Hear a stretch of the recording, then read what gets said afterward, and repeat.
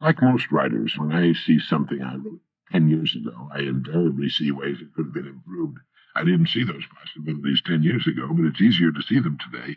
It means I've grown as a writer, that I'm better, that I'm a more effective writer today than I was 10 years ago. I'm worth more today.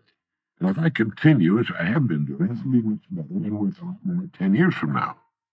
Before the atomic age, chemistry professors used to say that a person's worth, from a strictly chemical standpoint, was about $32 on the going market. In recent years, this view has undergone a startling change. Scientists now calculate that if the electronic energy in the hydrogen atoms of your body could be utilized, you could supply all the electrical needs of a large, highly industrialized country for nearly a week. A DuPont scientist said that the atoms of your body contain a potential energy of more than 11 million kilowatt-hours per pound. The average person, by this estimate, is worth about $85 billion.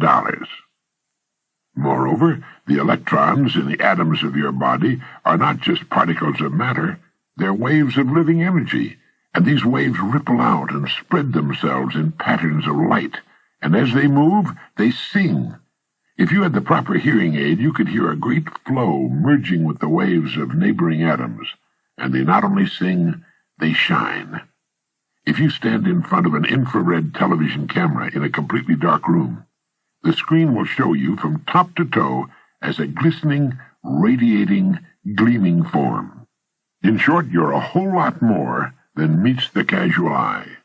Add to all this the fact that to try to reproduce your mind mechanically would cost many billions of dollars, and you begin to see yourself for what you really are, an amazing, infinitely valuable creature. And not only are you immensely valuable as a human being, you're unlike any other human being who ever lived or ever will live. You are unique. Now, what are you selling all this for? All human beings are priceless, but the payments, tangible and intangible, they receive from life vary greatly. The purpose of this message is to help you decide just what you're worth as a human being, right now on the market in today's society, and what you intend to be worth, say, 5 years from now. In the last analysis, every person is in reality in business for himself or herself, in that they're building their own lives, regardless of who happens to write their paycheck. So for the purpose of this particular message, I'd like you to think of yourself as a business, let's say a corporation. You hold the office of president of this corporation, and that you're responsible for its success or failure. You and the members of your family are stockholders in your corporation, and it's your responsibility to see that the value of the stock increases in the years ahead. Your family has evidenced faith in you, and it's your responsibility to prove their faith is justified. This is the job of any employed family member.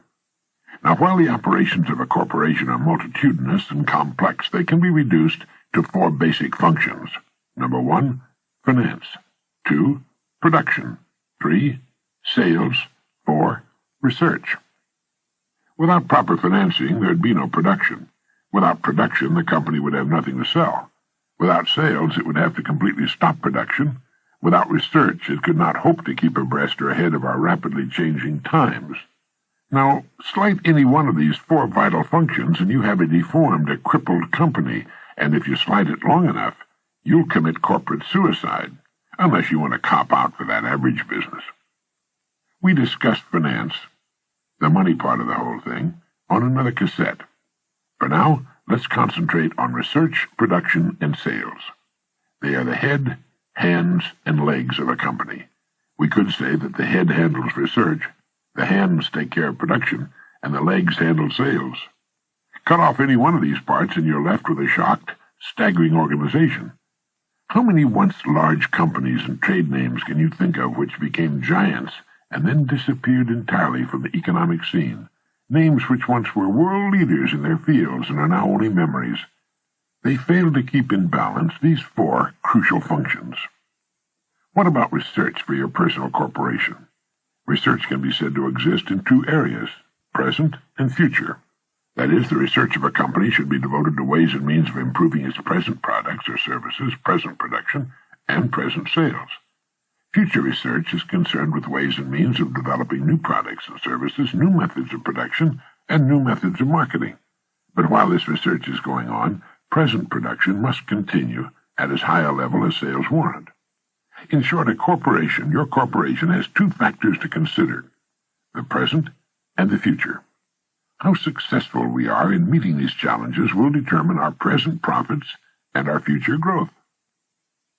Now, why are all companies concerned with growth, even when they seem to be doing well today?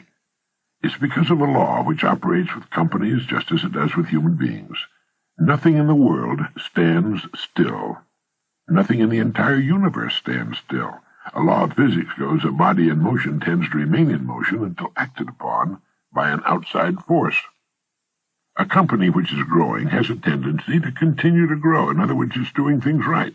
Conversely, a company which is going backwards or shrinking has a tendency to continue to go backwards or shrink until acted upon by an outside force. All responsible company officers know that unless a company is growing, it's developing the first signs of death. Well, you're the head of your personal corporation, and you should realize that this same law applies to you as well. Now, just for a minute, let's take a look at the next 10 years. Before we do, keep this in mind. If anyone had predicted just 10 years ago that we would be living in the kind of world we have today, he would have been ridiculed. Now, this includes everything from our basic industrial technology to the luxuries and new products we take for granted, along with our present average income. We're reaching a point in the expansion of human knowledge where our advance is more than dynamic, it's explosive. Any prediction for the next 10 years is very likely to be far on the ultra-conservative side, but let's take a look at what the experts have to say. According to many recent research studies, the next 10 years are going to offer business and the individual unlimited rewards. In the next 8 to 10 years, the bulk of spending in the highly developed nations will be for things, products, and services over and above the necessities, far above them, the necessities which are food, clothing, shelter, transportation, and medical care. Imagine most of the spending will be for things above and beyond the necessities. This will be the first time this has happened in the entire history of the human race.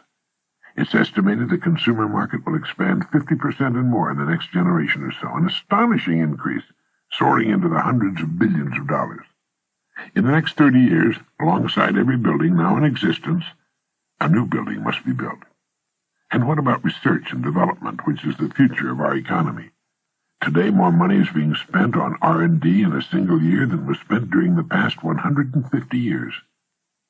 Think a moment. What does all this mean to you and your own individual company, the one of which you're the president?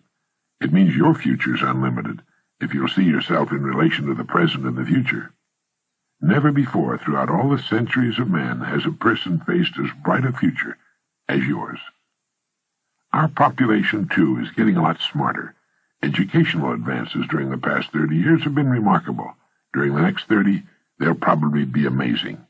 The customer is getting smarter every day. And if we're going to continue to meet his or her demands and sell him or her our products, we better get smarter every day, too. The market of the next 10 years will be characterized by diversity, not uniformity. It will also be dominated by taste, not necessity. There will be a great increase in the quality as well as the quantity of consumer choices. There are many signs of the rising urge for the better things in life. Many millions of adults are currently interested in after-hour study programs, and this number is growing by millions each year. Well, that's just a glance at a few of the things going on around us and what life will be like in 8 to 10 years. Now, each of us, as president and unquestioned manager of his own corporation, can decide what to do about it. We can either grow with it or go backward. We cannot stand still, even if we'd like to. This gives us an opportunity to stand back and look at ourselves and our futures objectively, as an intelligent stranger might. Ask yourself, how much am I worth right now, today, as a corporation? What's my value today to myself, my family, my company? If I were an outside investor, a stranger, would I invest in this corporation? A company growing at the rate of 10% a year will double in size in about 8 years. What attention are you giving to the production of your personal corporation? Can you grow and improve as a person at least 10% a year? Of course you can. In fact, if we go along with the experts' estimates, a person can increase his effectiveness anywhere from 50 to 100% and more within 30 days. Our files are filled with reports from people who exceeded their previous performance to an almost unbelievable extent. People in management and in production who multiplied their effectiveness many times. Students who moved from failing grades to straight A's in the dean's list.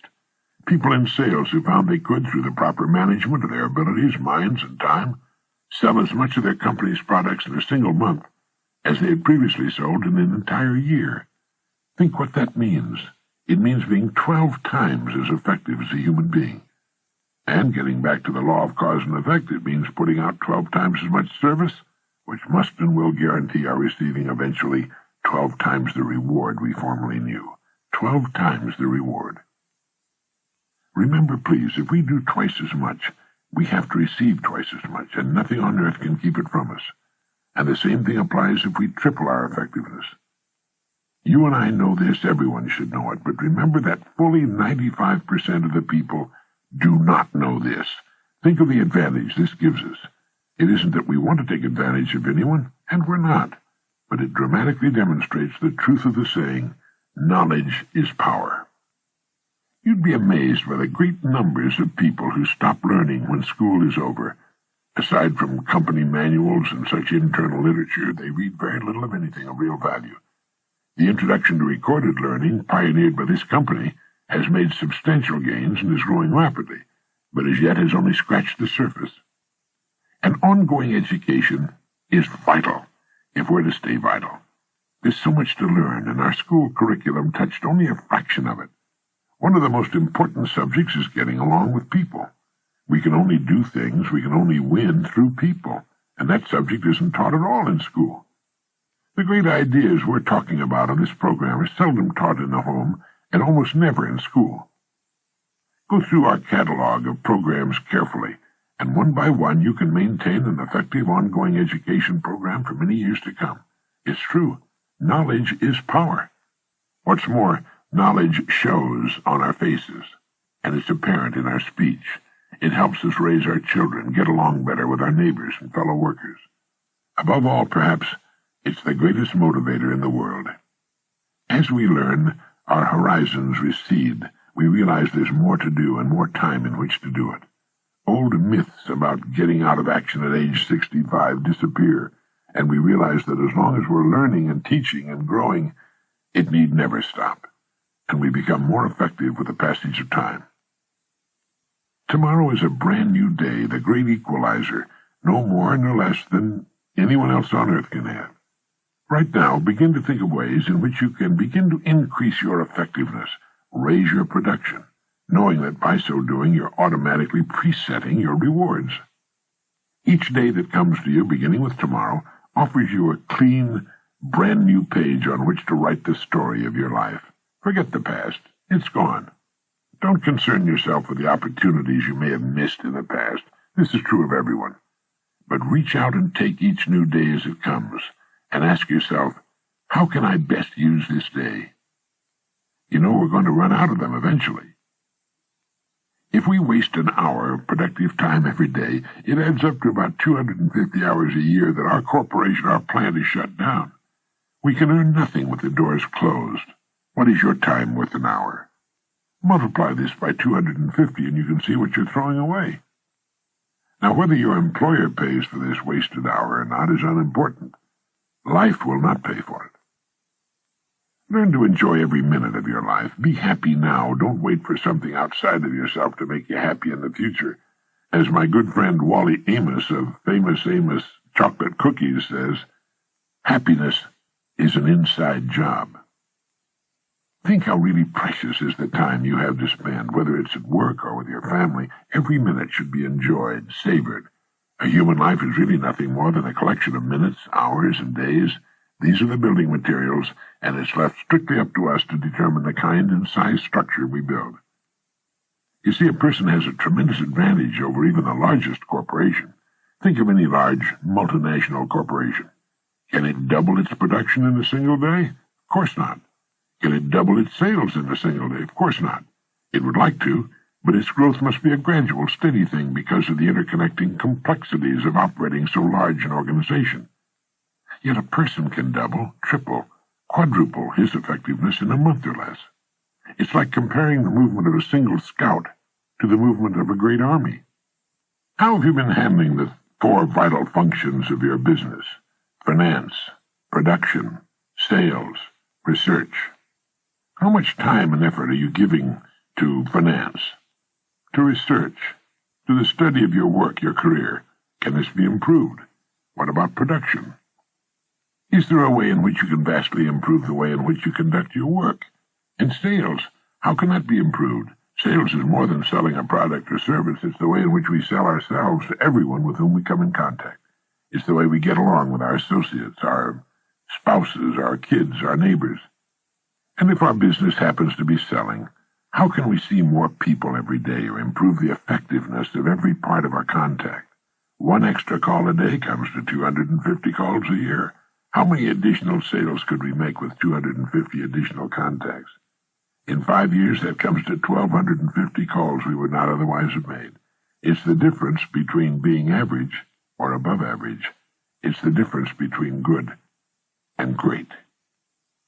Taking this new active approach to life brings peace to our minds, absolute security to our future, great new stature as human beings. In this way, we can work toward reaching full maturity. With this attitude toward life, we need never for a moment concern ourselves with its outcome. It will begin to become successful tomorrow, and it will pour abundance upon us in the rest of our years.